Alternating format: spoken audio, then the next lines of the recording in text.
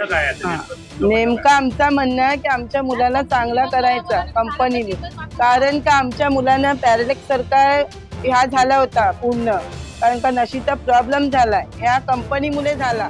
त्यांना श्वासचा प्रॉब्लेम होता, पोटात दुखत होतं. त्यांना काल मी ॲडमिट केलं होतं सिव्हिलला.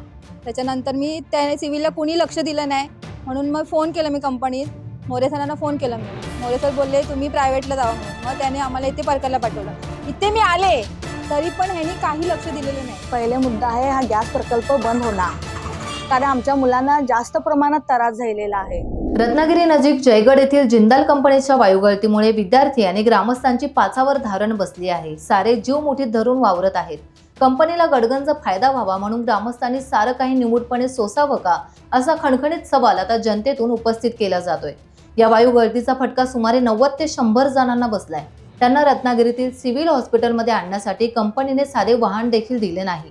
एवढी भयावह घटना घडल्यानंतर प्रकल्पाचे कामकाज स्थगित करण्यात येते.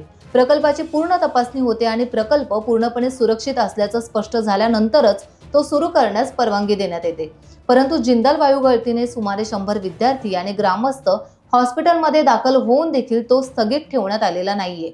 कंपनीला पाठीशी घालण्यात येत आहे आणि असे असेल तर कंपनी पूर्णपणे बंद करा अशी मागणी आता परिसरातील ग्रामस्थ करू लागले आहेत.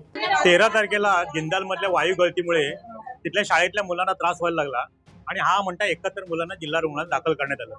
त्यानंतर 2 दिवसांनी काही मुलांना डिस्चार्ज देण्यात आला. पण आज जवळजवळ 72 तास झाल्यानंतर सुद्धा आता त्या मुलांना पुन्हा त्रास जाणवू लागलाय.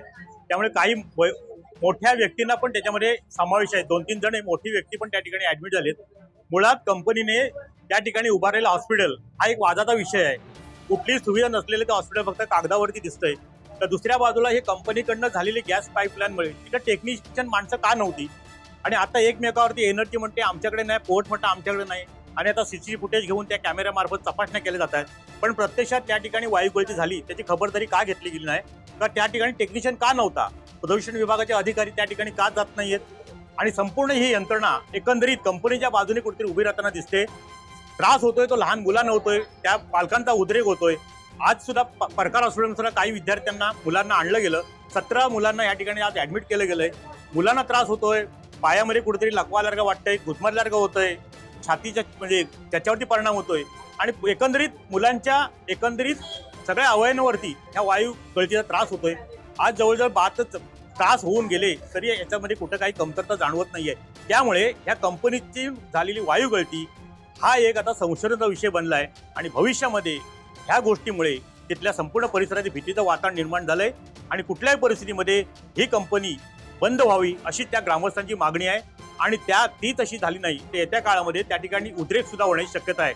कंपनी आपली जबाबदारी झटकते, त्यांना कोण पाठीशी घालतंय, की नेमकी परिस्थिती काय आहे आणि कशामुळे झालं, हा आता पूर्ण संशोधनाचा किंवा शोधाचा विषय आहे. टाइम्स डिजिटल करता किशोर मुळसह दीपक मोहिते, रत्नागिरी. टाइम्स डिजिटलला लाईक करा, सबस्क्राईब करा, शेअर करा आणि बेल आयकॉन दाबायला विसरू नका. पाहत रहा टाइम्स डिजिटल.